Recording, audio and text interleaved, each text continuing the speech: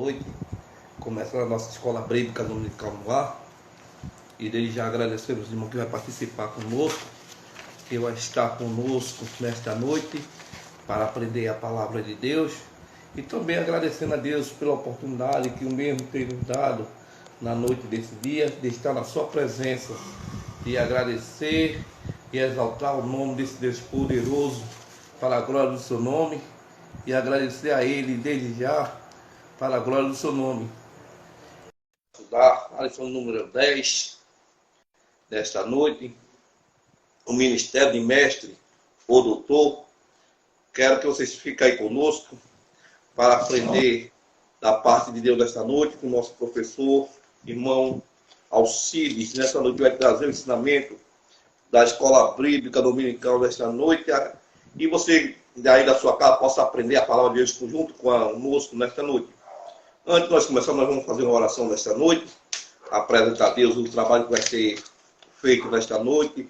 Tudo seja para a glória do seu nome, amém? Oremos. Justo, eterno Deus, Pai nosso Senhor e Salvador Jesus Cristo, mais uma vez, com a tua presença, Deus, na noite desse dia, te agradeço pela oportunidade que nos deste pela tua presença, Senhor. Abençoa o teu servo que vai trazer o ensinamento nesta noite, desta lição, Senhor, para nós, que seja de grande aproveito, de grande valia para nós, Senhor, nesta noite, que nós possamos botar em prática aquilo que nós estamos aprendendo, e agora para todos sempre. Isso nós te pedimos e também já te agradecemos para todos sempre. Amém. Pai do Senhor, irmão Alcides. Pai do Senhor, irmão Renato, Pai do Senhor, os irmãos que estão entrando para assistir essa live e aqueles que posteriormente irão assistir, né? Graças damos a Deus por mais um sábado, podermos estar participando com o nosso irmão Renato no seu perfil do Instagram, Assembleia 55, dessa escola bíblica no ar. Amém. Irmão Alcides, o senhor faça a apresentação da lição da escola bíblica dominical nesta noite e depois o senhor faça a leitura aí.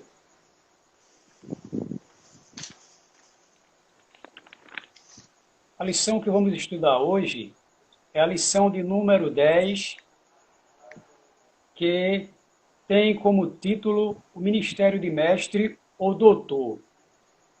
Essa lição está dividida em 3 tópicos. O primeiro tópico é Jesus, o Mestre por excelência. O segundo tópico, o ensino das Escrituras na Igreja do primeiro século. E o terceiro tópico, a importância do dom ministerial de mestre. O texto áureo nos diz: de modo que, tendo diferentes dons, segundo a graça que nos é dada, se a ensinar, haja dedicação ao ensino. Romanos capítulo 12, versículos 6 e 7. A verdade prática nos diz: os vocacionados por Deus para o ministério do ensino são por ele chamados para edificar a Igreja de Cristo. A nossa leitura bíblica em classe se encontra em Mateus capítulo 7, versículos 28 e 29, Atos capítulo 13, versículo 1, Romanos capítulo 12, versículos 6 e 7, e Tiago capítulo 3, versículo 1. Vamos ler Mateus capítulo 7, versículo 28.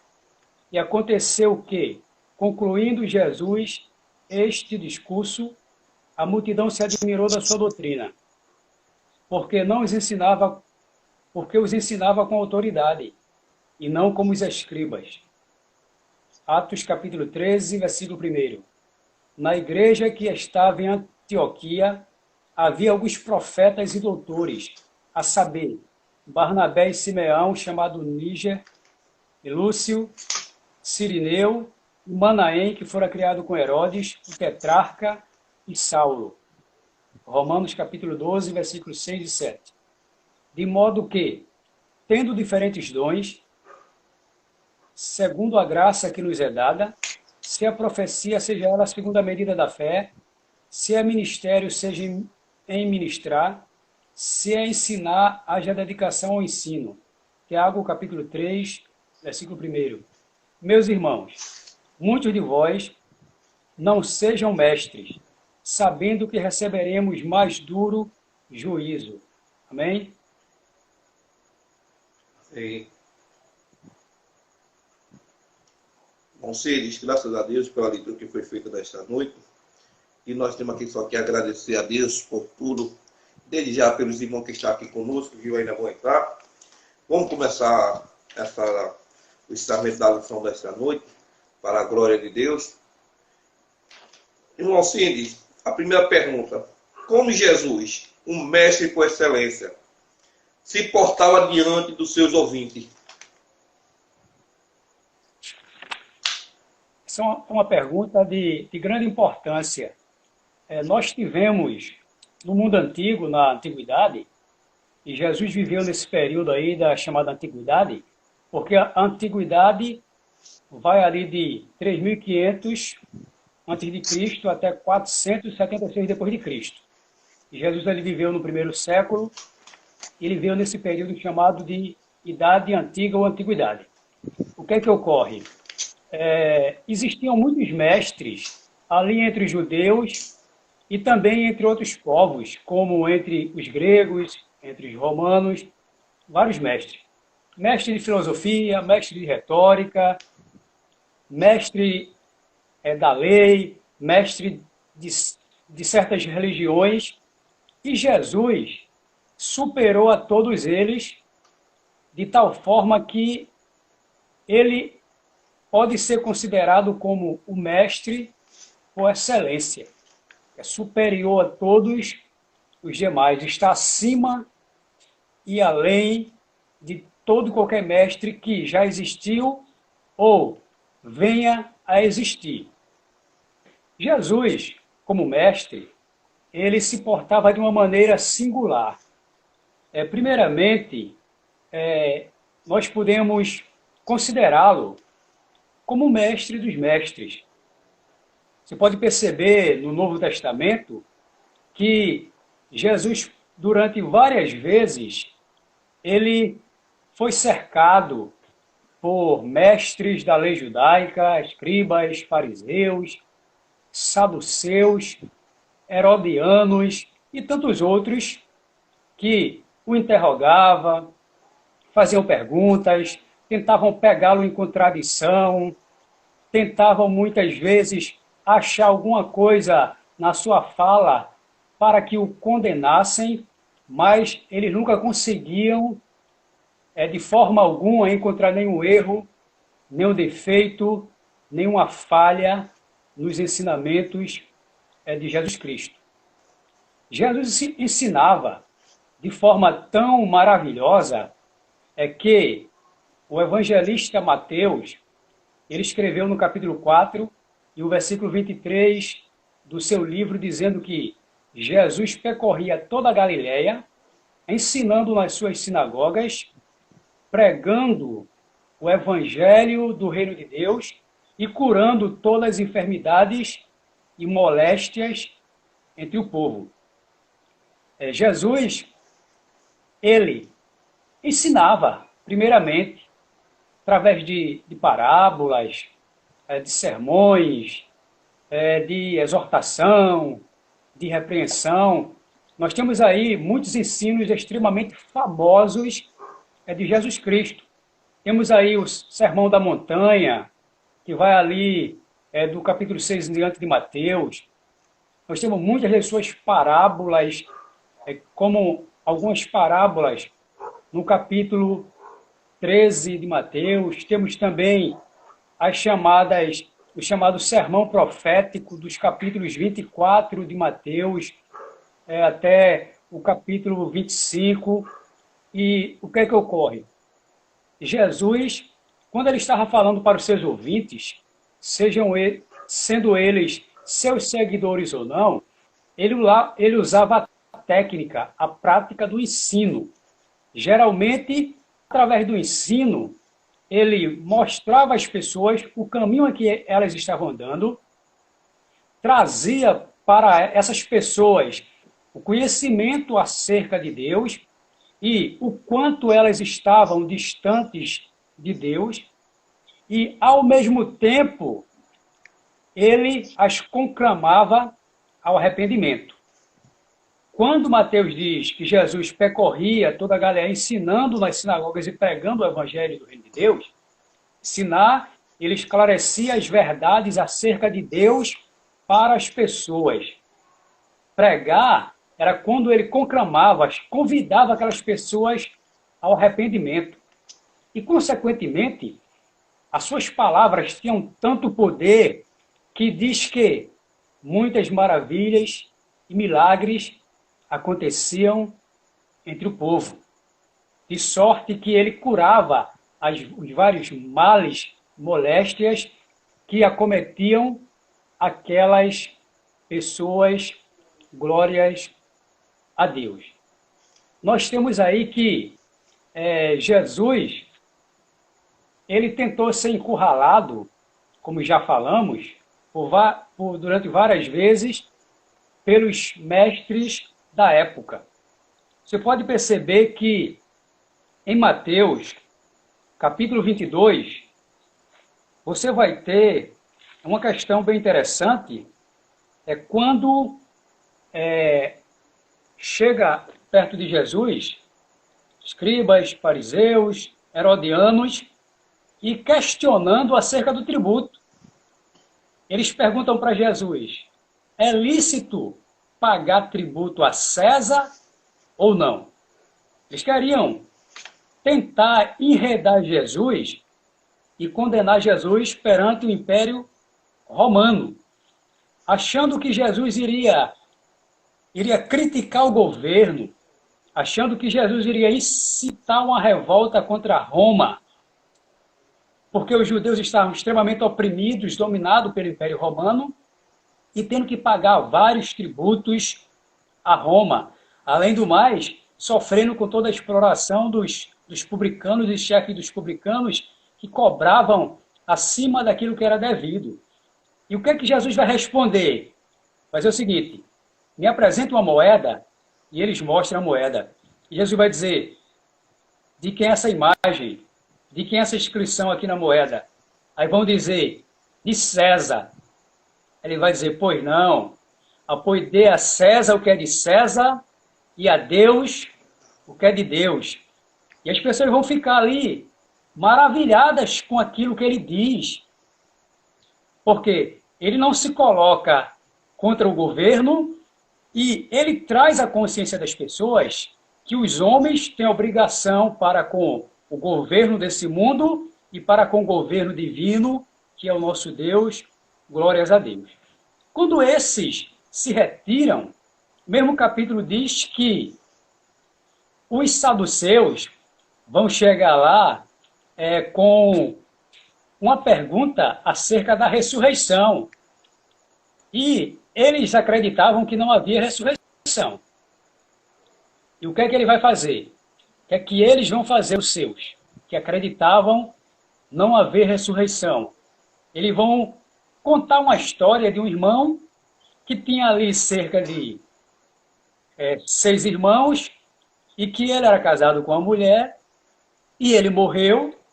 E como era o costume da época, segundo a lei do levirato, que o irmão, quando morresse sem deixar filho, era obrigação do outro irmão casar com a viúva do seu irmão para que o filho que nascesse fosse chamado pelo nome do seu irmão. Fosse considerado não filho dele, mas filho do irmão. E ele diz que morreram todos os irmãos que casaram com aquela mulher já matava a gente, segundo a história dele, viu? E morreram aqueles 7 irmãos, e por último morreu a mulher. E ele vai dizer assim, mestre, na ressurreição, quem será o marido dessa mulher, visto que todos eles a possuíram? Aí Jesus vai dizer, vocês errais, no versículo 27, por não conhecer as Escrituras nem o poder de Deus. Porque na ressurreição, nem se casam, não se dão em casamento, porque serão como anjos de Deus nos céus. E a multidão, quando escuta aquilo, fica maravilhada também daquilo ali. E Jesus ainda diz que o Deus de Abraão, de Isaac e de Jacó, ele não era Deus de mortos, mas Deus de vivos, porque para ele todos vivem. Tamanha a profundidade do ensino que ele estava trazendo naquele momento, de tal forma que as pessoas ficavam abismadas. Aí o que ocorre?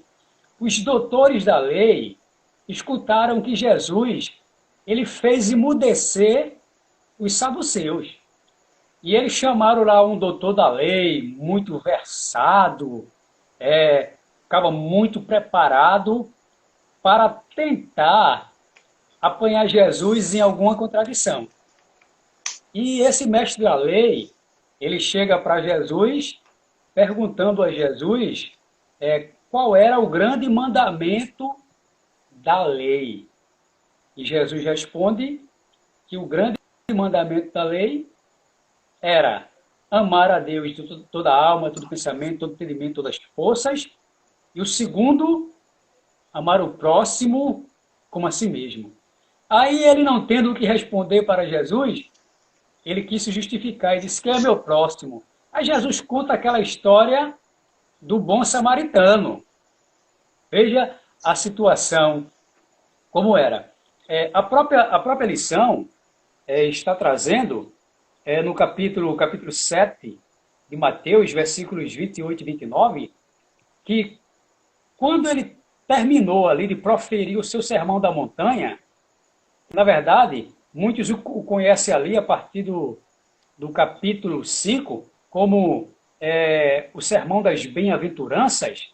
Quando ele conclui, a multidão estava maravilhada com tantas coisas que ouviam da sua boca, que não ouvia dos fariseus, não ouvia dos escribas, não ouviam dos saduceus.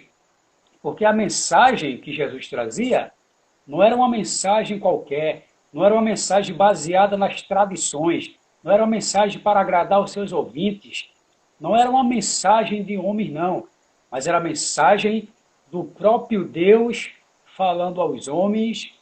Glórias a Deus por isso. E nós vamos ver que no capítulo 7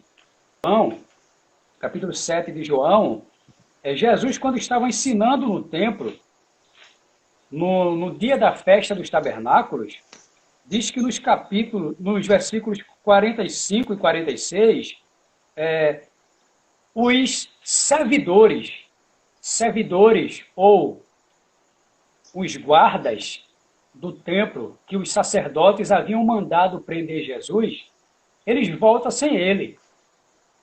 E diz que os sacerdotes perguntam: por que não o trouxeste? Cadê ele? E aqueles homens respondem para os sacerdotes: nunca homem algum falou assim como este homem. A mensagem dele arrebatava os corações, trazendo alegria, trazendo paz, trazendo consolação, trazendo transformação para a vida das pessoas. Glórias a Deus. E ele foi reconhecido não apenas como mestre dos mestres, mas também como mestre divino. Nós temos no capítulo 3 de João, quando Nicodemos ele vai ter com Jesus de noite, porque ele estava maravilhado com tudo que Jesus ensinava e fazia. De tal forma que ele vai dizer para Jesus: bom mestre, sabemos que tu és mestre vindo da parte de Deus, porque ninguém pode fazer o que tu fazes se Deus não for com ele. Glórias a Deus. Mas a maior marca de Jesus como o mestre por excelência era a postura de humildade dele perante os seus ouvintes, perante as pessoas. Jesus ensinava uma mensagem poderosa da parte de Deus. Ele era reconhecido, adorado, louvado por todos pela mensagem que ele pregava. Ele era reconhecido por muitos mestres da lei, até alguns sacerdotes acreditavam nele, mas não confessavam com medo de perder as regalias do templo. É verdade. Mas Jesus, ele tinha uma postura extremamente de humildade perante as pessoas. Nós vemos hoje muitos dito mestres, quando entram na universidade ou no seminário, eles já acham que chegou à faculdade ou seminário porque sabe mais do que todo mundo. Outros, terminei uma graduação, terminei uma licenciatura, um bacharelado, fiz um mestrado, um doutorado, um PhD, eu sou mais do que todo mundo, eu não escuto ninguém, eu não sento para ouvir ninguém. Tem pessoas que se acham tão mestres, que quando são chamadas para pregar em algum evento, o que é que ocorre? Essas pessoas não chegam para participar de todo o culto, adorar a Deus, glorificar a Deus, etc. e tal. Não, eles só chegam na hora da pregação, porque eles não escutam ninguém. Mas Jesus era diferente. Ele era um mestre extremamente humilde, de tal forma que ele vivia aquilo que ensinava. Alguns ensinam acerca de verdade, mas não vivem na verdade. Alguns ensinam acerca de pureza, mas não vivem na pureza. Alguns ensinam acerca de respeito, mas não respeitam. Alguns ensinam acerca da humildade, mas não são humildes. Quantas atitudes grosseiras, quantas atitudes soberbas nós temos contemplados de tantos líderes cristãos que se dizem mestres do povo de Deus. E muitas vezes entram pela porta lateral e saem pela porta lateral. Entra por uma porta estratégia, sai por uma porta estratégia para não falar com o povo, para não cumprimentar o povo muitas vezes. Verdade. Muitas vezes esses tais não cumprimentam ao passar pelas portas estratégicas nem os próprios diáconos da igreja que estão o recebendo. Às vezes ocorre isso, mas Jesus era diferente. Eu acho muito bonito o exemplo de alguns pastores, alguns mestres das igrejas batistas, porque parece que eles se espelharam por demais em Jesus. Quando termina o seu culto, ele diz aos irmãos, não saia ninguém, meus irmãos, aguarde um momento. E os irmãos ficam lá, eles descem do púlpito, vão para a porta, e lá na porta ele sai apertando a mão, cumprimentando cada um dos irmãos que vai saindo do templo. Se aprender com Jesus. E o que é que ocorre? Jesus, ele se portou de forma humilde, ao ponto de pegar uma bacia, capítulo 13 de João nos traz isso, pegar uma toalha e lavar os pés dos discípulos. Qual mestre naqueles dias queria lavar os pés de um servo, lavar os pés de um aprendiz, lavar os pés de qualquer pessoa? Muitas vezes eles queriam ter os seus pés lavados. Muitas vezes eles, quando recebiam uma visita importante, eles mandavam os seus servos lavar os pés daquelas pessoas. Mas Jesus não. Ele ensinou, ele foi mestre em tudo. Mestre da palavra, mestre nas maravilhas e mestre no exemplo. Por isso podemos dizer que ele realmente é o verdadeiro mestre por excelência.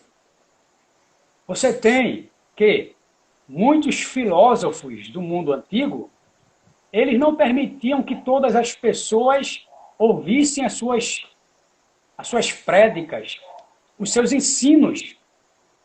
Tem alguns que não permitiam que mulheres assistissem às suas aulas. Outros permitiam que as mulheres se vestissem como homens. Muitos mestres daqueles dias, eles eram assim. Mas Jesus não fazia acepção. Ele recebia pobres e ricos. Ele recebia senhores e escravos. Ele recebia homens e mulheres e abençoava a todos Glórias a Deus. Amém, graças a Deus. A segunda pergunta, irmão Alcíris, professor Alcíris, que importância o ensino das Escrituras tinha para a igreja do primeiro século? Na igreja do primeiro século, o ensino das Escrituras ele estava em primeiro lugar, porque o que orienta a nossa vida, as nossas atitudes, o nosso comportamento, é a palavra de Deus. Se não ensinamos a palavra de Deus, o povo ele não vai saber como se comportar com relação a Deus, com relação ao seu próximo. E os discípulos tinham recebido essa ordem diretamente de Jesus, quando passaram a ser apóstolos e viram Jesus depois de ressuscitado. Jesus diz para eles, no capítulo 28, versículos 29 e 30 de Mateus, que eles deveriam ir a todas as nações, batizando-as em nome do Pai, do Filho e do Espírito Santo, ensinando-as a guardar todas as coisas que ele havia mandado, e eis que ele estaria com seus discípulos até a consumação de todas as coisas. Aí, percebam, ele dá uma ordem, ide a todas as nações, ensinando-as, batizando-as. Essa foi a ordem do mestre. E os discípulos fizeram. Eles pregavam ensinando e eles instruíam através do ensino. Percebam que a Bíblia vai dizer, no capítulo 2 de Atos, que a igreja ali do primeiro século, todos perseveravam na doutrina dos apóstolos, na comunhão, no partir do pão e nas orações. Por quê? Porque havia o ensinamento da parte de Deus. E os discípulos eram muito zelosos com isso aí. Quando a igreja ela começa a crescer demais, que Pedro ele prega o seu primeiro sermão ali no dia de Pentecostes, um sermão arrebatador, um sermão que era uma instrução genuína. Se você analisar ali aquele sermão proferido por Pedro, um sermão extremamente profundo, que cerca de 3.000 pessoas se voltam para Deus. Se você vê ali também, ali a partir do capítulo 4, a partir do capítulo 3 e 4, quando, depois da cura dali de um paralítico, Pedro, ele vai pregar, vai trazer uma mensagem, é uma mensagem maravilhosa, uma mensagem extremamente profunda. E o número de pessoas que se voltam a Deus vai chegar a quase 5.000 pessoas. E a igreja, ela dava assistência espiritual através do ensino, através da palavra, através da consolação, através da edificação, mas dava também um apoio social, alimentando os necessitados, acolhendo as viúvas e os órfãos. Mas a igreja ela cresceu tanto que os 12 apóstolos, digo 12 apóstolos porque Matias foi escolhido para o lugar de Judas, eles já não podiam dar conta de ensinar, orar e alimentar aquela multidão, socorrer a multidão, dar assistência àquela multidão. E eles levantam os diáconos, eles escolhem 7 homens para serem diáconos, para darem suporte nesse sentido. E você pode ver, no capítulo 6 de Atos, que os apóstolos têm como prioridade o ensino da palavra de Deus. Percebam que ele vai dizer o seguinte, capítulo 6, versículo 3. Escolhei, pois, irmãos, dentre vós, 7 varões de boa reputação, cheios do Espírito Santo e de sabedoria, aos quais constituamos sobre esse importante negócio. Mas nós perseveraremos na oração e no ministério da palavra. O versículo 7 dizia: e crescia a palavra de Deus, e em Jerusalém se multiplicava muito o número de discípulos, e grande parte dos sacerdotes obedeciam à fé. Por mais importante que fosse socorrer os necessitados, pobres, órfãos, viúvas, etc., mas os apóstolos achavam que o ensinamento da palavra de Deus, o alimento espiritual, o pão espiritual, era insubstituível. Insubstituível. De tal forma que eles logo criaram um mecanismo, meios de permanecer socorrendo aquela multidão, aquelas pessoas de carentes, em vez de estar dizendo assim: não é obrigação minha, a igreja não tem obrigação de fazer isso é coisa do governo, quem tem que lidar aí com esses pobres, com essas viúvas, com esses órfãos, com esses miseráveis é o governo, a igreja não tem obrigação. Os apóstolos não entendiam assim. Eles entendiam que tinha que atender o pecador integralmente nas necessidades relacionadas ao seu espírito, à sua alma e ao seu corpo. De tal forma que, para permanecer cumprindo essa missão integral, era necessário eles terem auxiliares que os ajudassem para eles permanecerem aplicando a palavra de Deus. Hoje, muitas vezes, vemos as pessoas substituindo o ensino da palavra de Deus, a instrução, por louvorzão, sei lá, por São João com Jesus. Avivamento. Avivamento. Muito bem. Assim, Renato, avivamento, tanta coisa. Coisas que muitas vezes não se prega, não se ensina a palavra de Deus. Quantas vezes se deixam 5, 10 minutos para a palavra de Deus quando ela poderia ser prioridade? Muitos cultos, quantas vezes nós vemos aí, durante a semana, se é dia de oração, as pessoas só fazem orar, não reservam um tempo ali para trazer uma palavra para a igreja. O culto é de quê, meus irmãos? É de oração. Então, é para orar, não é para pregar, não é para trazer a palavra de Deus. Se seguirmos essa linha de pensamento, o que é que vai acontecer? Num culto de pregação também não é para ter oração nem ter louvor, porque é só culto de pregação. Verdade. Não é isso? Mas todos os trabalhos, independente da sua natureza, a palavra de Deus tem que ter prioridade. Na oração, você deveria deixar pelo menos meia hora para trazer a palavra de Deus para o povo. Na doutrina, 1 hora e meia. Na pregação no domingo, 1 hora, meia hora. Muitas vezes até no domingo, que a gente diz assim: queremos ganhar o mundo para Cristo. Queremos evangelizar o mundo. E às vezes as pregações de domingo terminam sendo pregações de 5, 10 minutos. E queremos ganhar o mundo para Cristo. Irmão Cid, mas os apóstolos... o senhor me permite? Fica à vontade. E no culto de domingo, portas abertas, que é o culto direcionado às pessoas não crentes, as mensagens não condiz com a liturgia do culto.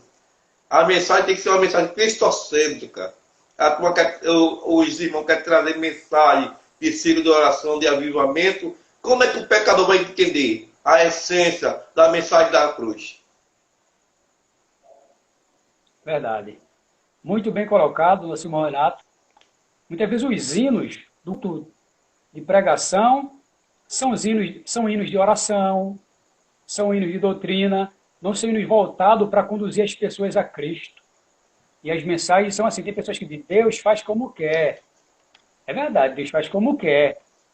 Mas, por quê? Deus faz como quer, ele não pode operar numa mensagem para o pecador?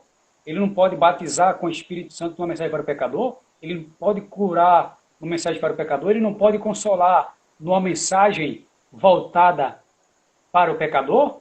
Eu tenho que mudar o caráter do culto de pregação para um culto de doutrina ou para um culto de oração? Não.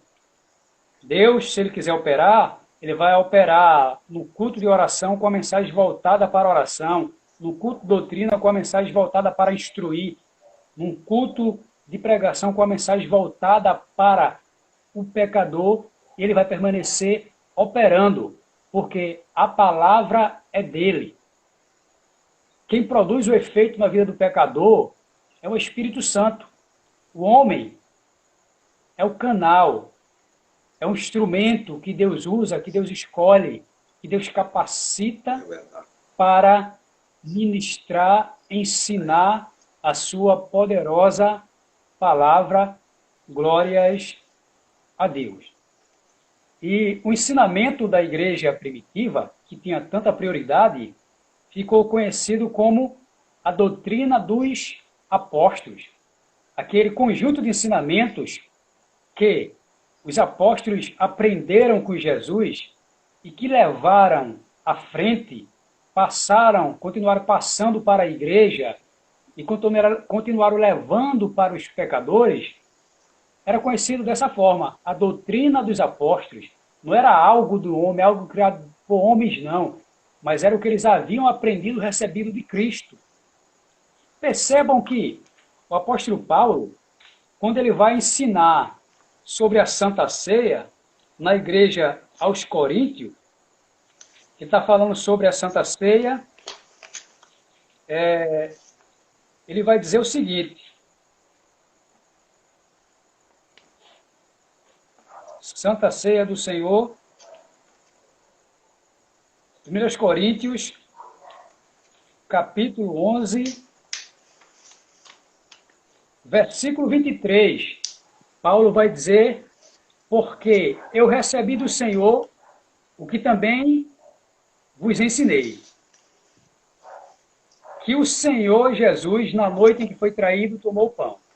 Percebam, eu vos entreguei o que também recebi do Senhor.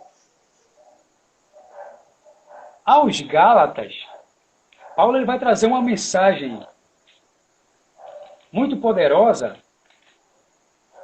quando ele vai dizer para a igreja da Galácia que a mensagem que ele havia recebido, capítulo 1, versículo 12,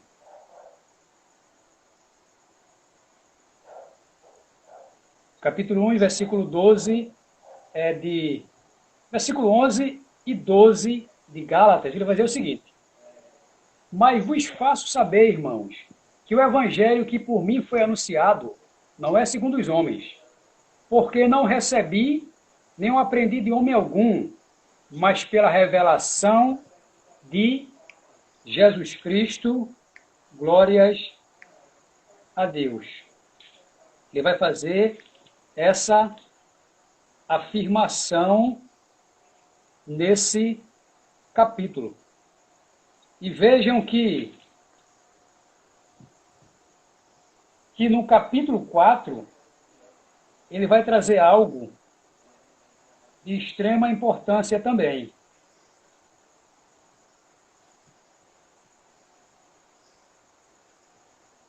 Percebam que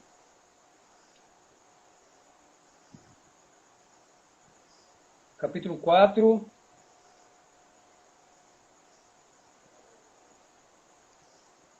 de versículo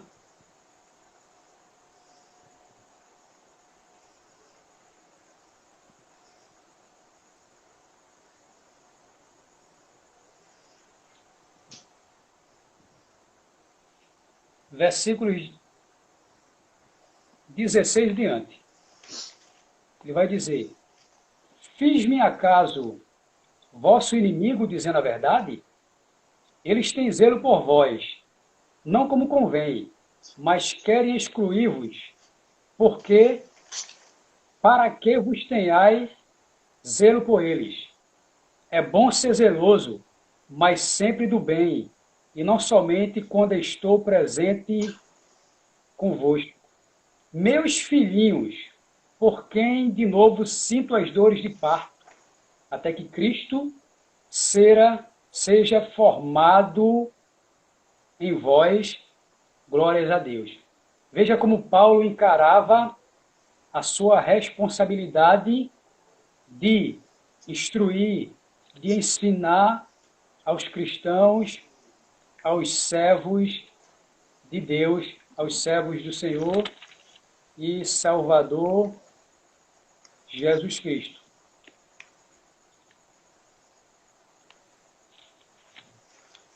Menos, Renato. A terceira pergunta, irmão Cílio. Com a existência de tantos seminários teológicos e faculdades voltadas à capacitação de obreiro, o dom ministerial ou o dom ministerial de mestre ainda é importante?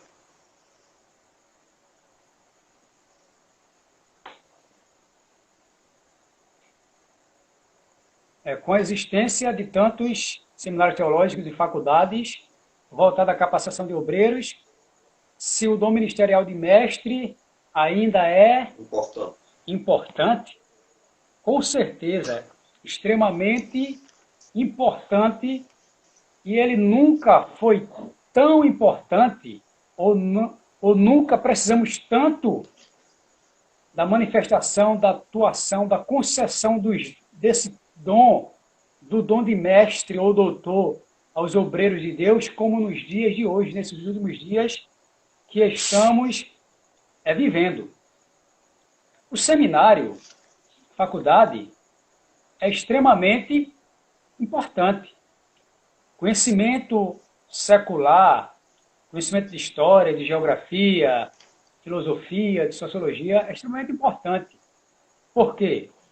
Porque o mundo antigo, no qual os patriarcas, os profetas viveram, que Jesus viveu, que os apóstolos viveram, era um mundo completamente diferente do nosso, uma cultura completamente diferente, um ambiente completamente diferente do que estamos acostumados hoje.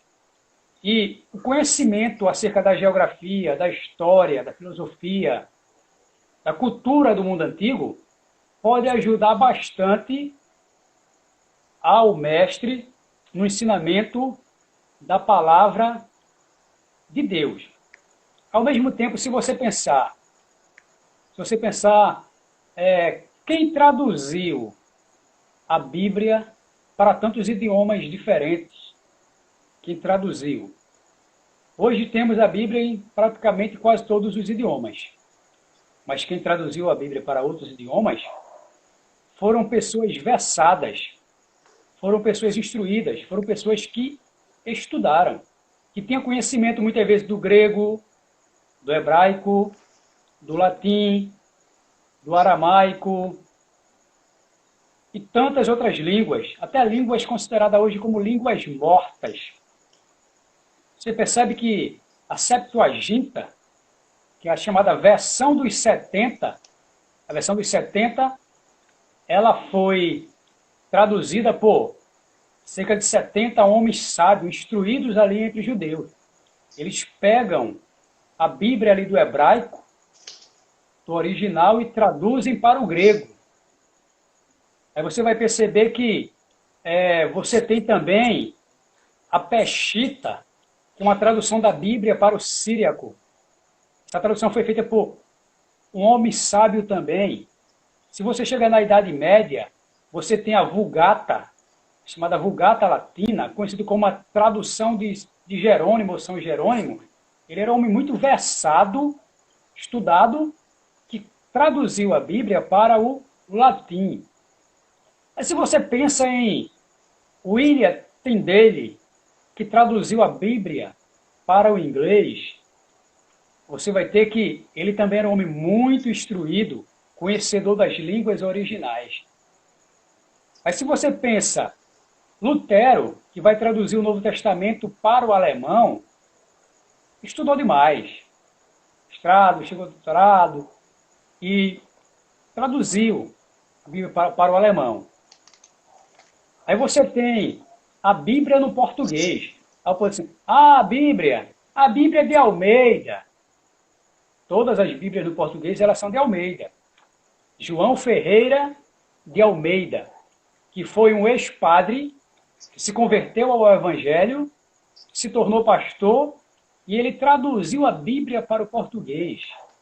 E graças a esses homens levantados por Deus, que se dedicaram a aprender história, geografia, aprender idiomas, temos a Bíblia aí em vários idiomas. Por que Deus concede o dom ministerial de mestre ou doutor?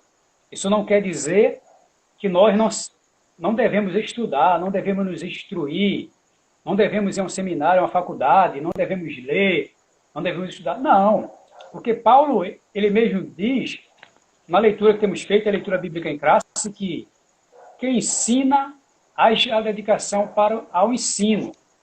Ou seja, quem ensina tem que se dedicar, tem que aprender para ensinar, tem que se aprofundar, tem que buscar, tem que correr atrás. Na live passada nós falamos aqui, o apóstolo Paulo falou a Timóteo, 2 Timóteo capítulo 2, versículo 15, que os obreiros deveriam se apresentar-se a Deus como obreiro aprovado, que não tem de que se vergonhar e que maneja bem a palavra da verdade. É dessa forma aí. Mas muitos demonizam quem estuda, quem se instrui, quem corre atrás. Se Deus não tivesse chamado esses homens instruídos, nós teríamos a Bíblia em tantos idiomas? Quem escreve a nossa revista da escola dominical? São homens instruídos.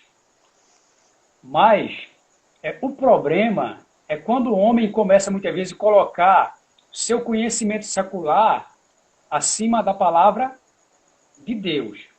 Ou ele não procura nivelar o espiritual com o humano.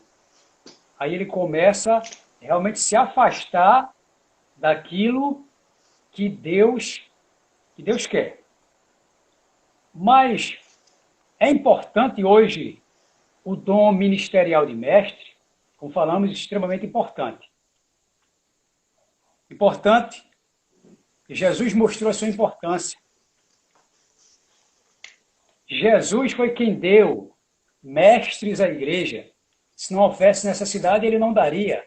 Capítulo 4, versículo 11 de Efésios, que está dentro do que temos estudado durante todo esse trimestre, que ele deu apóstolos, ele deu profetas, ele deu evangelistas, ele deu pastores, deu doutores à sua igreja. Ele mesmo deu. Isso é importante. Segundo, o doutor na igreja, que não é um doutor, aquele que fez um doutorado, não é esse tipo de doutor, também não é o médico que vai lá escutar o seu coraçãozinho, o seu batimento cardíaco e tal. Não. Um doutor é aquele servo de Deus, aquele ministro, aquele obreiro, que Deus deu uma capacitação especial para ele ensinar, instruir a igreja, conduzir a igreja nos caminhos de Deus de forma profunda e sobrenatural. Irmão Renato, quer falar alguma coisa, irmão Renato? Não. Hoje se faz extremamente necessário, como íamos falando, porque o apóstolo Paulo, o apóstolo Pedro, o apóstolo João, eles previram que os últimos dias seriam dias difíceis demais para a igreja. Dia de corrupção, dia da apostasia, dias trabalhosos, também trabalhosos. Percebam que o apóstolo Paulo, ele repreendeu a igreja da Galácia, que já temos citado hoje, porque alguns mestres, que eram os falsos mestres, chamados de judaizantes, eles eram judeus que haviam aderido ao cristianismo, mas o havia misturado com a filosofia grega. E eles ensinavam ali, tanto na igreja da Galácia, como na igreja de Éfeso, em outros lugares, que apenas a fé em Cristo não era suficiente para a salvação.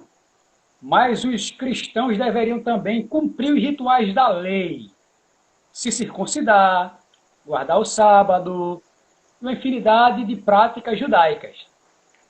E com isso, ele faz com que muitos dos irmãos da Galácia, eles se afastem do ensinamento de Cristo.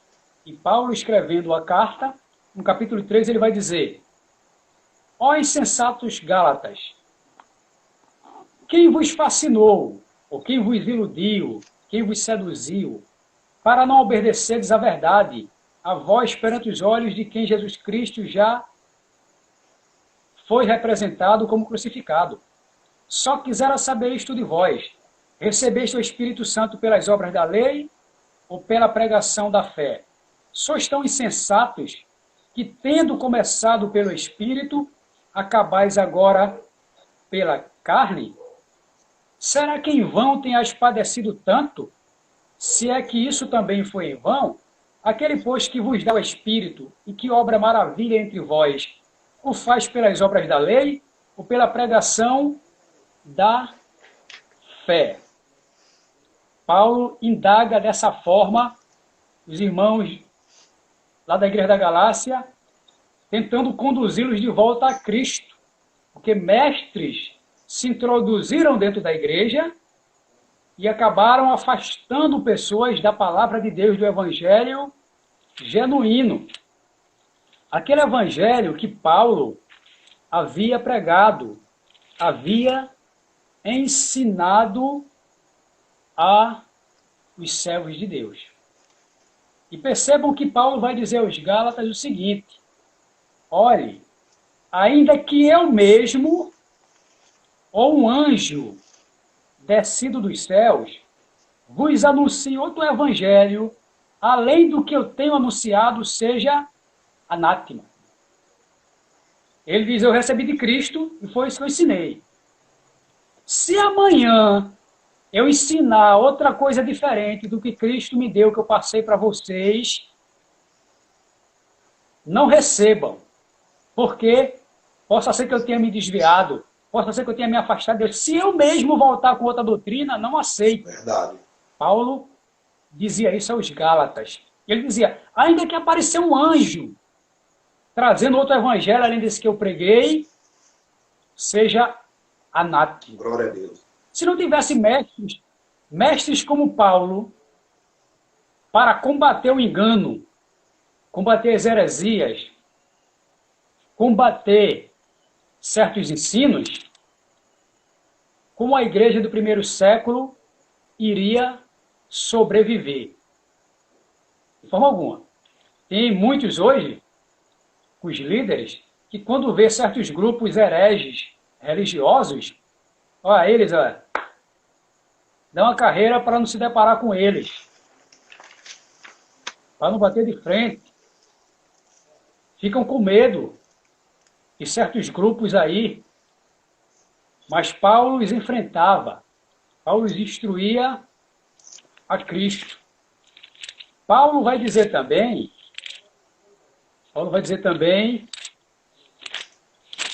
a igreja que estava ali sobre a responsabilidade de Timóteo. 1 Timóteo, capítulo 4, e versículo 1, Paulo vai dizer: mas o Espírito expressamente diz que, nos últimos tempos, apostatarão alguns da fé, dando ouvidos a espíritos enganadores e a doutrina de demônios, pela hipocrisia de homens que falam mentiras, tendo cauterizado a sua própria consciência, proibindo o casamento e ordenando a abstinência dos manjares que Deus criou para os fiéis e para os que conhecem a verdade, a fim de usarem deles com ações de graça.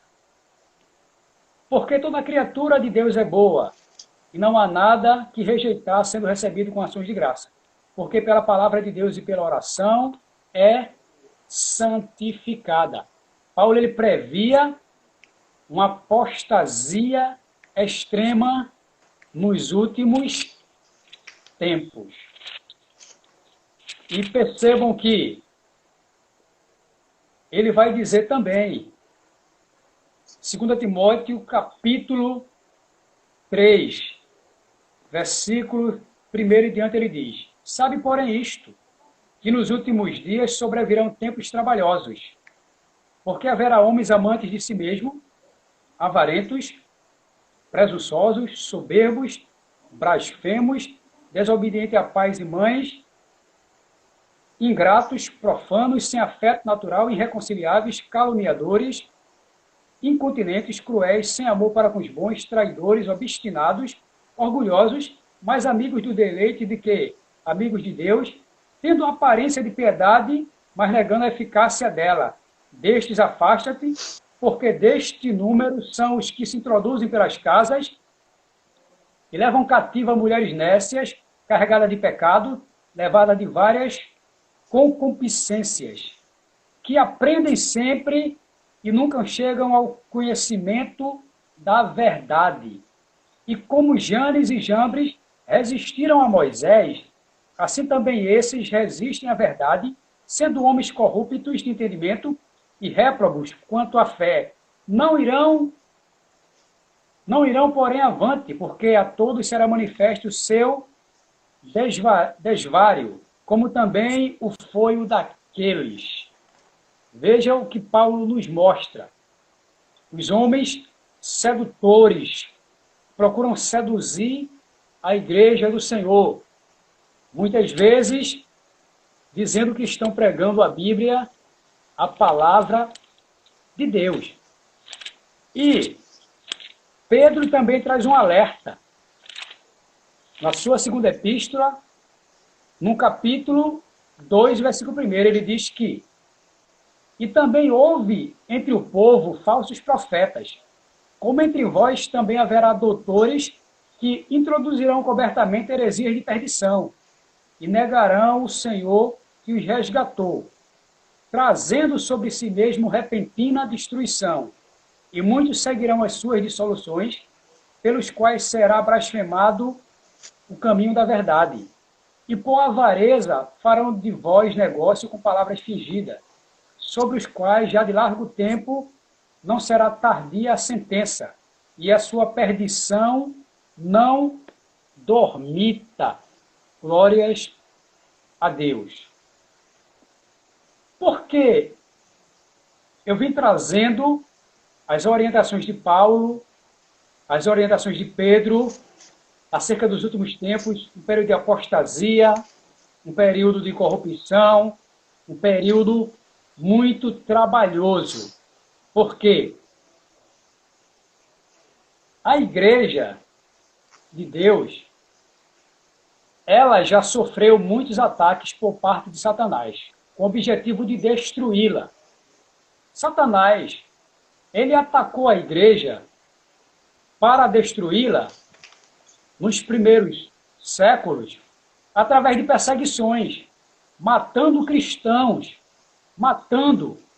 Ele pensava que, por mais que ele matasse os cristãos, ele iria conseguir deter a marcha do povo de Deus. Ele iria acabar com a fé cristã. Mas, cada vez que ele matava os cristãos, aquele ato de morrer pela fé, mais trazia pessoas a Deus.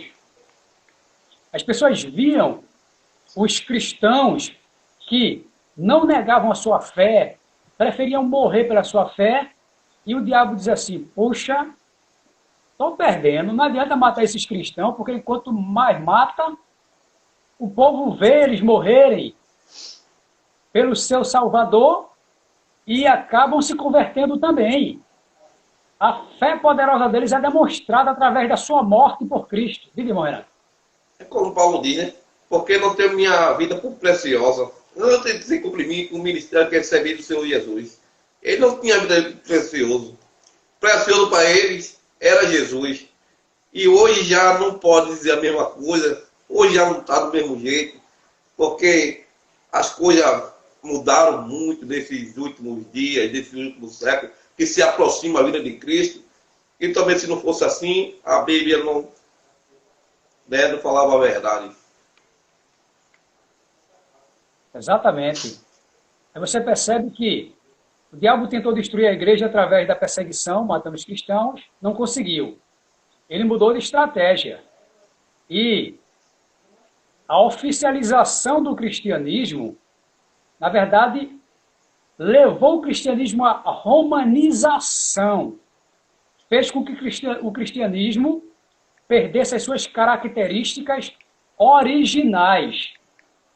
E entrou ali dentro da igreja várias invencionices, o culto aos santos, aos anjos, à virgem, a doutrina do purgatório e várias outras falácias entraram ali também, como as indulgências, a simonia e tantas coisas ali entraram, de tal forma que houve uma corrupção ali de quase 1000 anos no seio da igreja, com apenas um remanescente de homens fiéis que se levantavam ou tentavam se levantar contra aquela corrupção da igreja. Muitas vezes as suas vozes foram silenciadas. Até que no século XVI, Deus levantou os reformadores e reavivou a sua igreja. E purificou a sua igreja. E o diabo disse, pronto, eu matei os cristãos, não deu certo. Eu tentei romanizar o cristianismo, também não deu certo. O que é que eu faço agora? Aí ele mudou de estratégia. O que foi que ele fez? Vou usar a própria Bíblia dos cristãos para destruir a igreja, para derrubar os cristãos, para apostatar os cristãos da fé, para levar pessoas para o inferno. Irmão, que absurdo é esse? O diabo vai usar a Bíblia para apostatar, para desviar, para levar pessoas para o inferno? Exatamente. Exatamente. Se ele veio com a sua face de perseguição, ela foi descoberta. Se ele veio com a sua face de romanização, ela também foi descoberta. Se ele veio com a sua face de ditadura, tentando fechar as igrejas, ela foi descoberta. O que é que ele faz? Ele tenta entrar dentro das igrejas através dos falsos mestres, através dos falsos obreiros, usando a mesma Bíblia para corromper, apostatar o povo de Deus, deixar as pessoas confundidas e levar muitos para o inferno. Quantos aí? Eu sou bacharel em teologia, mestre, doutor, PhD, sou não sei o que em divindades. Muito bom, muito bonito. Parabéns para você. Glórias a Deus que lhe concedeu. Glórias a Deus. Mas tem aqueles que tem o nome de mestres do Evangelho, mestre de Deus, mas são agentes de Satanás para corromper a igreja, para corromper o Evangelho. Estão dentro ensinando, mas estão usando a palavra de Deus de forma distorcida. Alguns ali, nas entrelinhas, procuram trazer heresias para o povo de Deus, como a não existência do inferno, como a não necessidade dos irmãos se reunirem para congregar, a não necessidade da oração, a não necessidade de tantas coisas importantes no seio da igreja. Movimentos de pessoas que podem viver aí do jeito que quiserem e ao mesmo tempo vão agradar a Deus, ou salvo uma vez, salvo para sempre, e assim vai. Além do mais, aqueles que trazem nas entrelinhas ensinamentos socialistas e comunistas usando a palavra de Deus. Quantos homens aí estão dentro dos seminários teológicos ensinando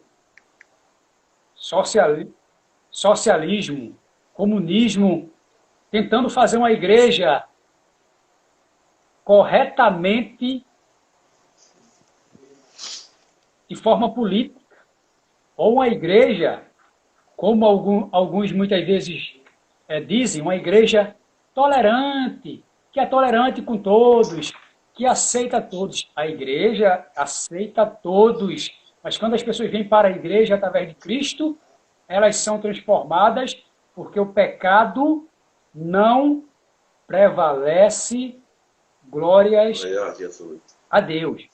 Mas esses tentam inculcar na cabeça dos membros da igreja, dos seminaristas, que as igrejas têm que se unir. As várias denominações têm que se unir, as várias religiões têm que se unir. É o ecumenismo que eles chamam. Ecumenismo. Olhe, a igreja, na verdade, ela tem que fazer assim, tem que fazer assado. E são tipos de ensinos que têm como objetivo corromper e destruir a igreja de Deus usando a própria Bíblia Sagrada. Por isso, nesses dias, necessitamos tanto aí de mestres levantados, vocacionados por Deus.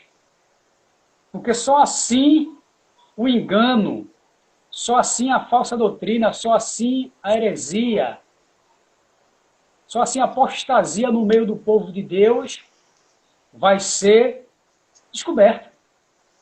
Quantas igrejas aí, ditas evangélicas, hoje, elas já praticam culto aos anjos.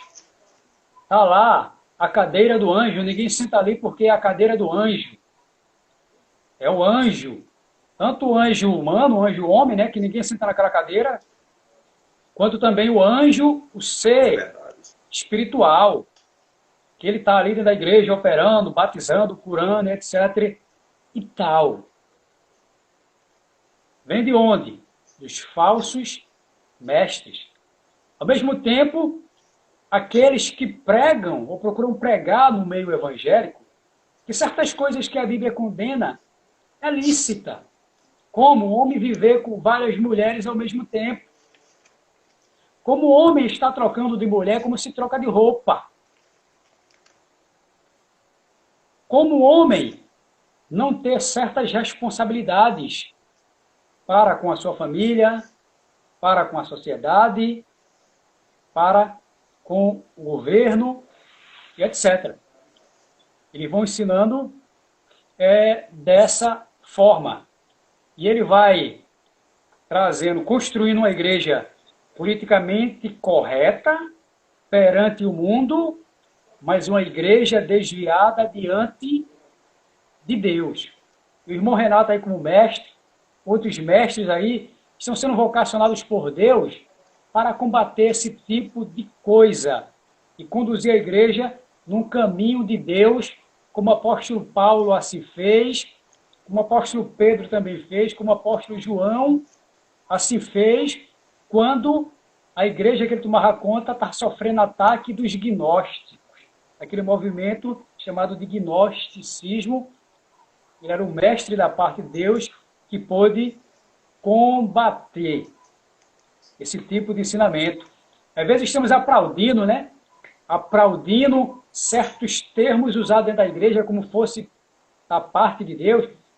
É o filho da promessa. E tantas coisas lá, né? Tome isso aqui, porque você tomando, Deus vai fazer um milagre. Tanta coisa tem sido ensinado nos púlpitos de nossas igrejas através dessas pessoas. Quem não acompanhou agora recentemente a polêmica envolvendo a Casa Publicadora das Assembleias de Deus no Brasil, a CPAD, em torno da lição do próximo trimestre. Lição do próximo trimestre. Onde viés marxistas tem sido constatado nos escritos do escritor da lição do próximo trimestre, de tal forma que algumas igrejas evangélicas do Ministério da Assembleia de Deus já chegaram a rejeitar essa revista. Outros não querem rejeitar. Mas é assim, se o diabo não consegue corromper e destruir a igreja através da perseguição, da romanização, do fechamento do templo, ele vem usando a própria Bíblia para destruir a igreja. Ele não destruiu a Bíblia. Não conseguiu destruir. Embora tantas Bíblias já foram queimadas durante a história do cristianismo, tantos filósofos quiseram desacreditar a Bíblia, tantos cientistas não conseguiram. A estratégia hoje do diabo é usar a própria Bíblia por esses falsos mestres para destruir a igreja de Deus. Mas, graças a Deus, que Jesus Cristo, ele deu mestres e doutores à igreja para edificá-la, para aperfeiçoá-la, para conduzi-la para o céu, nos caminhos de Deus. Glórias a ele. A próxima pergunta, irmão Cid. A necessidade de ensino para os cristãos se encerra quando ele conclui o discipulado? De forma alguma. Algumas pessoas pensam que depois que se converteu a Cristo e fez o discipulado, terminou o discipulado, não precisam ir mais a uma escola bíblica dominical, não precisam ir para a doutrina, não precisam ir para trabalhos de ensino, porque já aprendeu tudo o que precisava aprender para a sua vida espiritual para chegar nos céus. E até aqueles que pensam porque já fizeram um curso básico, teologia, médio, um bacharelado, sei lá, um mestrado, doutorado, também não precisam mais aprender a palavra de Deus. Mas todos nós precisamos a cada dia, a cada momento, continuar aprendendo a palavra de Deus. O ensino da palavra de Deus, ele deve ser constante. E o aprendizado também deve ser constante. Não podemos negligenciar de estar aprendendo a palavra de Deus. Aqueles que desprezam os trabalhos de ensino, como o senhor já falou nessa noite, só querem o culto do pipoco, do poder, do fogo e tal. Por mais importante, né, ou por importante que sejam alguns desses cultos, mas não querem ir a uma escola dominical, não querem um trabalho de doutrina, um trabalho de ensinamento. Acham que não querem ser ensinadas ou não devem ser ensinadas por mais ninguém. E dessa forma, acabam sendo enredadas pelas filosofias vãs e por tantos ventos de doutrinas que estão surgindo por aí afora. Porque deixaram de aprender a palavra de Deus, estagnaram ali e se tornaram, dessa forma, crentes imaturos e propensos a ser arrastado pelas correntezas dessa vida. Amém. A quinta pergunta, irmão Cides. Quais os requisitos são necessários a quem exerce o ministério de mestre?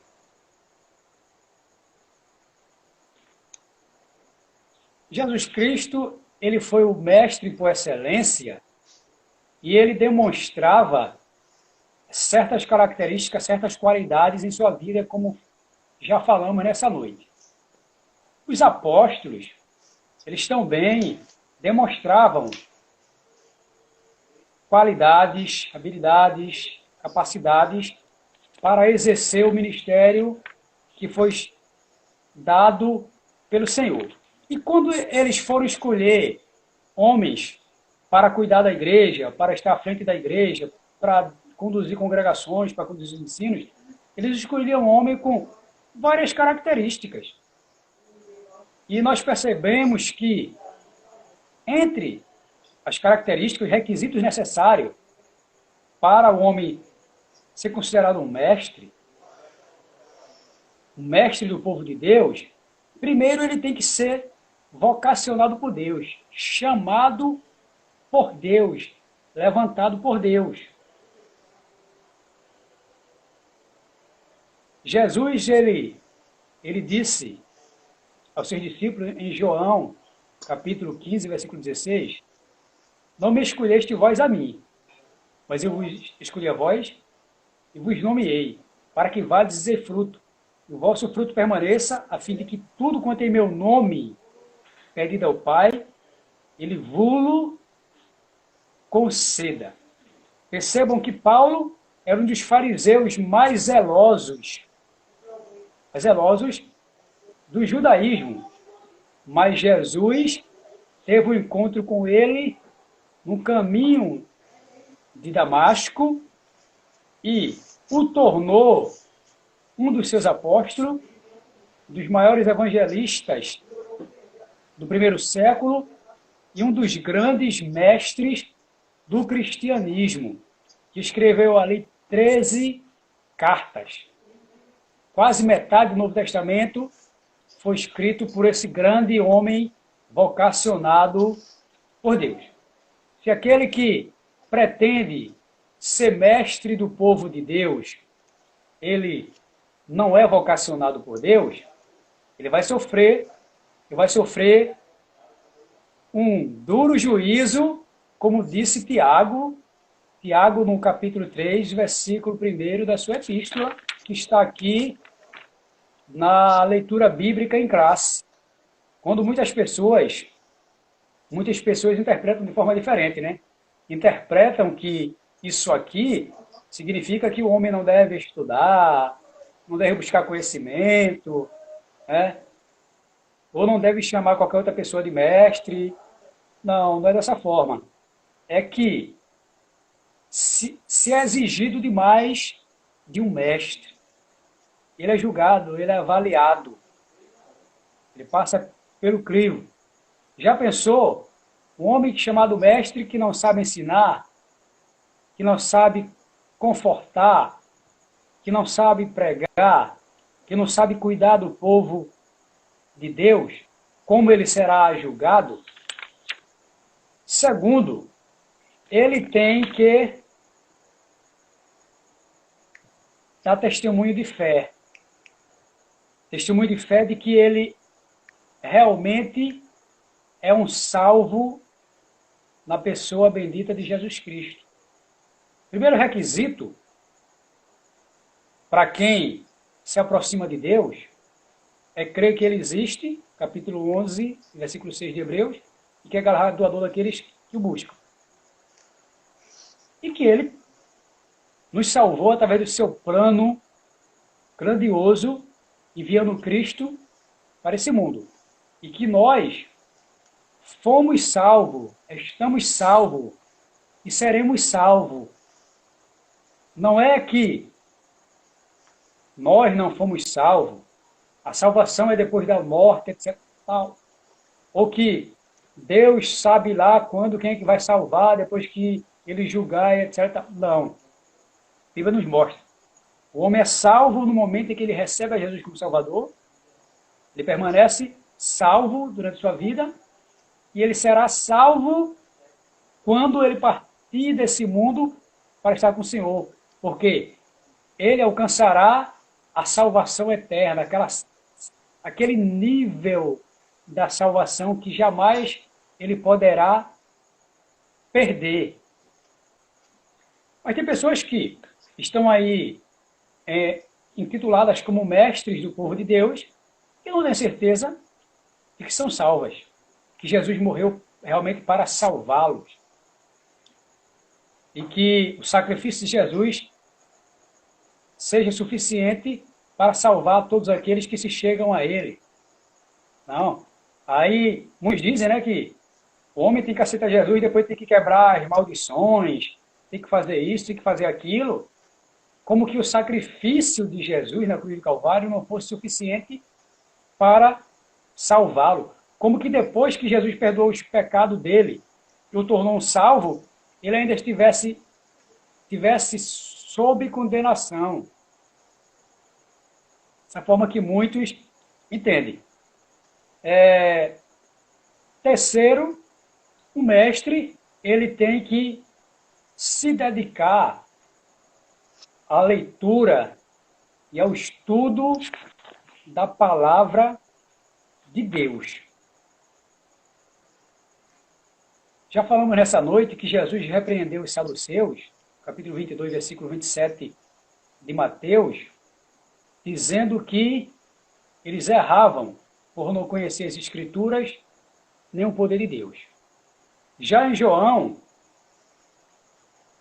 capítulo 9, ou capítulo 6, deixa eu ver se é capítulo 6, versículo...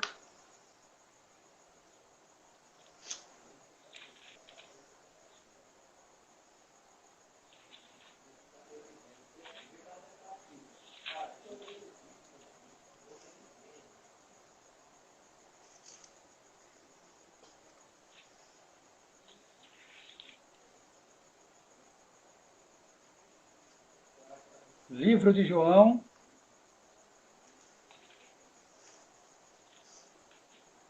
quando a gente vai ficando velho, né, irmão Renato? Verdade. Para encontrar os livros e a letra, né? Parece que a gente está pedindo óculos, né? Ou A visão, a visão já começa a dizer assim, quero óculos, e a quero óculos.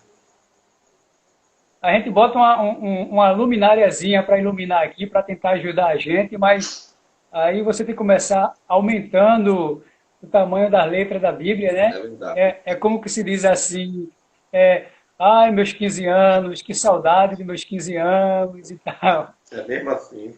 Sim. 5:39 diz, examinai as Escrituras, porque vós cuidais ter nelas a vida eterna, e são elas que de mim testificam. Percebam que Jesus vai mostrar a importância de você ler, de você estudar a palavra de Deus. Ninguém pode ser mestre sem ter o hábito de ler e estudar. O apóstolo Paulo, quando ele estava preso em Roma, estava preso já prestes a ser martirizado. Meu irmão Renato, nós estávamos falando sobre o terceiro requisito necessário para ser o mestre do povo de Deus.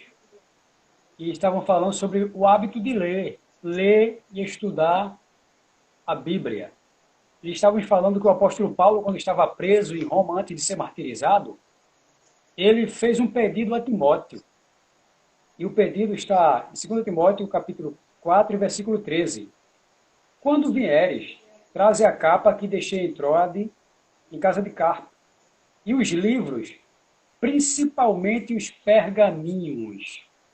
Percebam que o apóstolo Paulo aí está mostrando a importância de ler e de estudar. E o apóstolo Paulo era um homem extremamente instruído.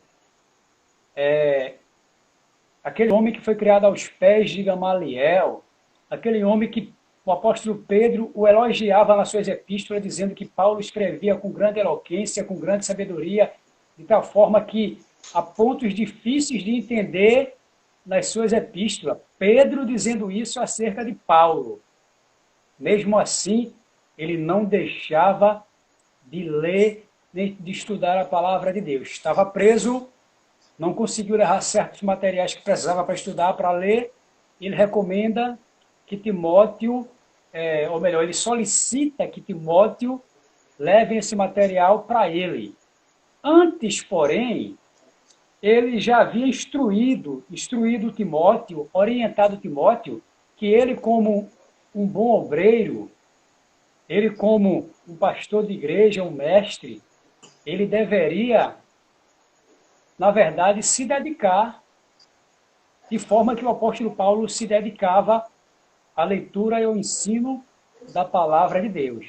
Não podemos tentar instruir as pessoas se não formos instruídos. Não adianta tentarmos ensinar as pessoas se nós não aprendemos.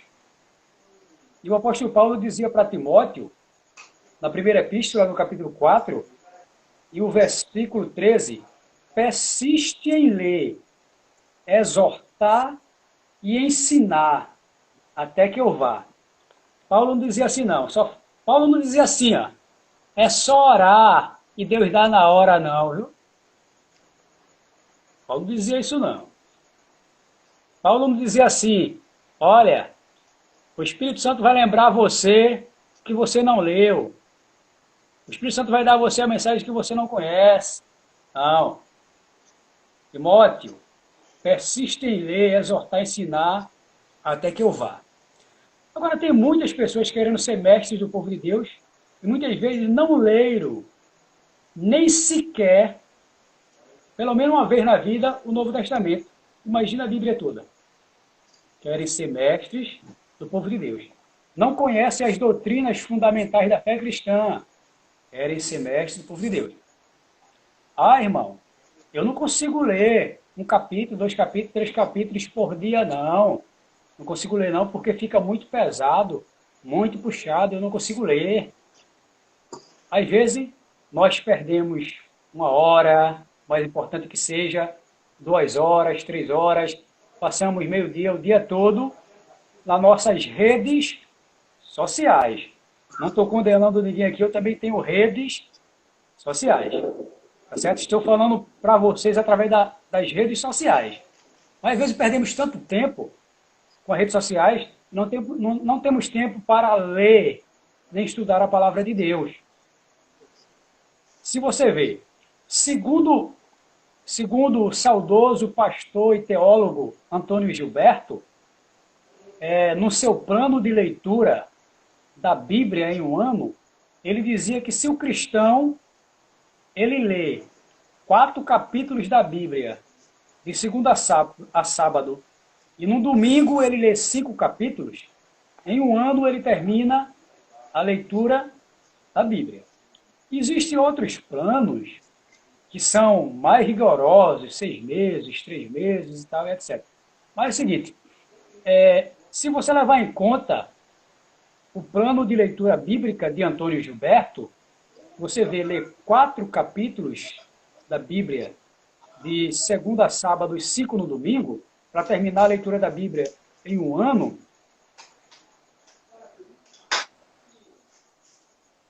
pegue um relógiozinho e coloque para cronometrar o tempo que você vai levar para ler 3, 4, 5 capítulos da Bíblia, para você ver se não existe condição de você ler a Bíblia toda.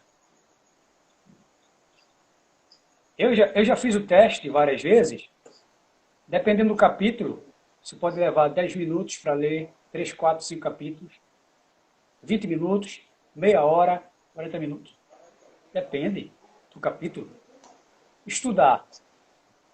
A gente lê, a gente estuda. Tem gente, não, eu só faço estudar a Bíblia por partes. Você tem que ler a Bíblia toda. Uma leitura corrida e estudando também as suas partes, suas doutrinas fundamentais. Isso é um dos requisitos para aqueles que querem ser mestres ou que são vocacionados por Deus para ser mestre do seu povo. Quarto lugar,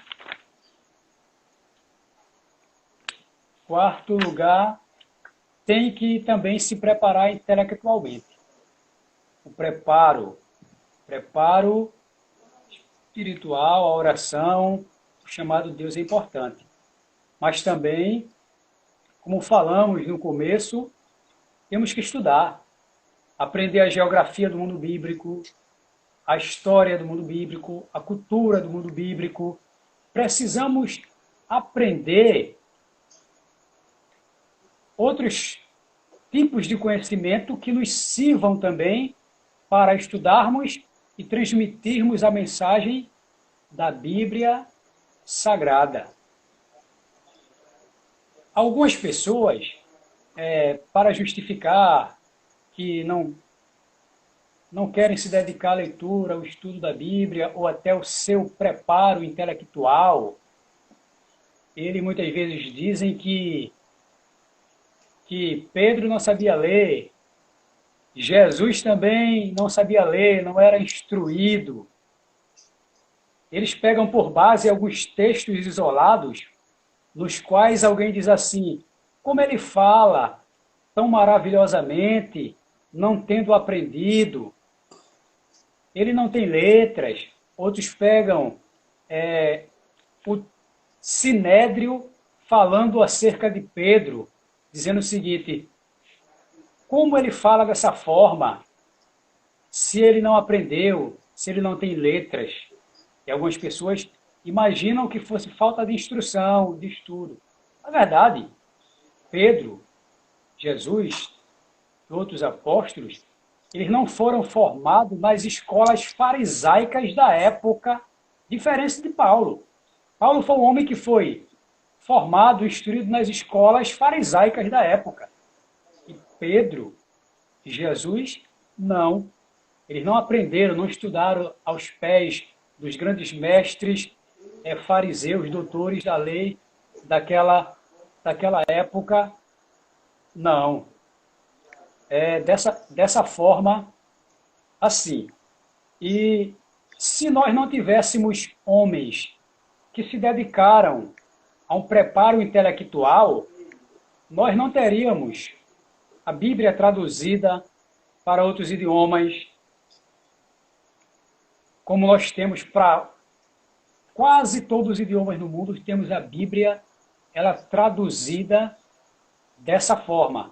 Por quê? Foram pessoas que aprenderam outros idiomas, os originais, aprenderam também filosofia, sociologia, todos os comentários bíblicos que nós temos, na qual homens, eles usam o conhecimento que tem em várias áreas secular, para poder, assim, interpretar a palavra de Deus, também iluminados pelo Espírito Santo. E, por fim, o mestre vocacionado, ele tem um coração em chamas, como está na lição, ou seja, ele tem amor pelas pessoas, ele tem amor pela Igreja de Deus, ele tem amor pelo pecador. Ele não vai dizer assim, se quiser se desviar da igreja, se quiser sair da igreja, é mais um. Membro é como um biscoito, vai um e vem 18. Ele não vai dizer isso, porque ele foi vocacionado por Deus e ele tem um coração ardendo de amor pelas pessoas. Ele não vai querer que as pessoas se percam de forma alguma.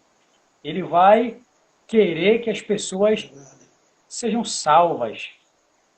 Ele vai ter zelo, cuidado com a igreja de Deus. Ele não vai estar desejando que Deus castigue fulano, beltrano, castiga esse, Jesus, mata aquele, Jesus, bom que morresse, e não sei o quê. Não, isso não são verdadeiros mestres do povo de Deus, não. O verdadeiro mestre por Deus, ele está ali orando, Jesus, salva ele, Jesus. Jesus, liberta ele, Jesus. Ele vai estar lá, além de estar orando, ele vai levar a mensagem de Deus àqueles que ainda não servem e vai instruir a igreja de Deus para que possa permanecer firme no conhecimento de Deus e em seus caminhos até a volta de Cristo. E que Deus permaneça Amém. nos Graças a abençoando. Deus, ao professor e historiador, nosso irmão Alcides, para a glória de Deus, trouxe um ensinamento nesta noite. Para a glória de Deus, trouxe um ensinamento para nós nesta noite da Escola Bíblica Dominical. Você que não pode ir à escola dominical, a escola dominical vai até a você.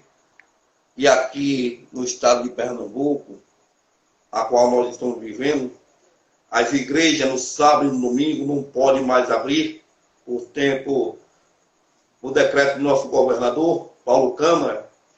Então, nós estamos aqui todo sábado com a Escola Bíblica no ar, pois irmão apto para ensinar a palavra de Deus para os irmãos. A irmã perguntou qual é o horário do ensinamento e o dia. É todo sábado, irmã.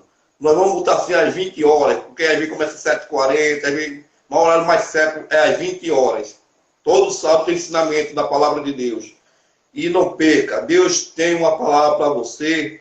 E eu quero agradecer aos nossos patrocinadores, Lima e França, escritório de advocacia, que você está precisando de um advogado, pessoa crente, que trabalha na área de advogado, tem aí França e Lima, escritório de advocacia. Você está precisando de material para a sua festa, Beth Shalom, a do nosso irmão Alcide, irmã Josi, tem tudo para a sua festa. Também lanche Scooby, ali em Itabajara, do nosso amigo João. Vá lá fazer o lanche, é o melhor lanche de Itabajara, do nosso irmão João. Scooby Lanche. E também a barbearia do nosso amigo e irmão Lalá. Vá lá, você precisa cortar o cabelo, dar um grau no visual. Vá na barbearia do nosso irmão Lalá. E também barbearia do nosso irmão Adriano, pastor Adriano, também está conosco. Vocês quiserem dar um visual, um corte de cabelo, vá lá, visite a barbearia do nosso irmão Lalá, nosso irmão Adriano, pastor Adriano. E também nós queremos aqui também agradecer a todos que estiveram conosco nesta noite. Irmão Círio, também faça lá aquele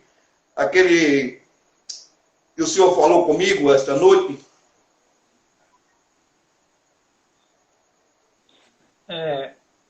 Paulo Roberto é corretor de imóveis em Itamaracá.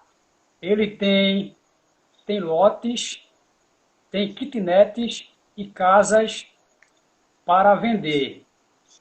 Lotes 10 por 20 a partir de R$22 mil. Tem lotes também de outros tamanhos. E se você ficou interessado, você pode entrar em contato comigo pelo Instagram e a gente passa o contato de Paulo Roberto, corretor, ali na ilha de Itamaracá. Você que quer ter uma casa aí de veraneio para passar a temporada, aproveite essa oportunidade, porque Paulo Roberto tem ali um loteamento na Biquinha, no bairro do Pilar, com terrenos com preço bem acessível, um lugar bem localizado, ali apenas a 10 minutos. Quantos minutos da praia, não sei? 10 minutos a pé, viu? A pé. Mesma Graças coisa. a Deus, irmão. Esses são os irmãos que nos ajudam, os comerciantes. Se você quiser que seu produto seja anunciado aqui, fale comigo no chat, que nós vamos estar anunciando aqui também o seu comércio. E aí, Deus abençoe a todos. Irmão Alcírio, deixe suas considerações finais.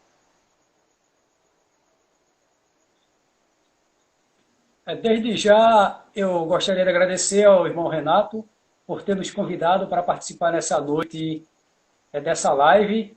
Iria ser eu e a pessoa do presbítero Vicente Gonçalo, mas ele não pôde por conta de questões relacionadas ao trabalho. Ele não pôde estar conosco hoje, mas agradecemos ao nosso irmão Renato, agradecemos aos irmãos aí que entraram para assistir essa live, participando conosco. Eu vi aí o meu amigo Railson Santana, amigo e irmão lá de Itamaracá, meu irmão e amigo Wildes, um contador excelente.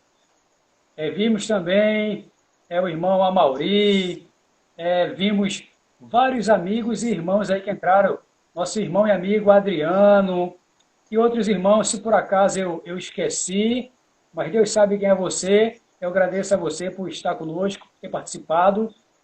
Permaneça orando por mim, por irmão Renato, por esse trabalho, pela Igreja de Deus, para que Deus permaneça nos abençoando. Irmão Alisson Rony botou aqui, Petrolina está assistindo a live, amém, meu irmão? Eu agradeço os irmãos lá de Petrolina, convide outros, compartilhe esse vídeo, convide ele para estar com a gente no próximo ensinamento da Escola Bíblica Dominical, como o historiador e também professor irmão Alcide e os outros irmãos que faz essa Escola Bíblica no ar. E também eu agradeço a vocês, esteja sempre conosco. E amanhã, a partir das 19 horas, nós temos nosso culto no ar, ao vivo, já que a igreja aqui em Pernambuco amanhã não abre, nós vamos chegar até a sua casa levando a palavra de Deus, louvores, tem cantor convidado, tem um pregador diácono da igreja para trazer a mensagem amanhã. Não perca, Deus vai falar com você, deixa uma palavra para o seu coração, vai ser bênção de Deus.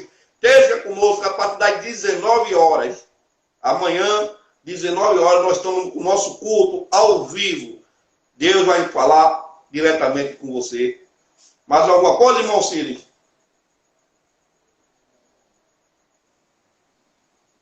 Então, o nosso lema, você já orou pelo seu filho hoje?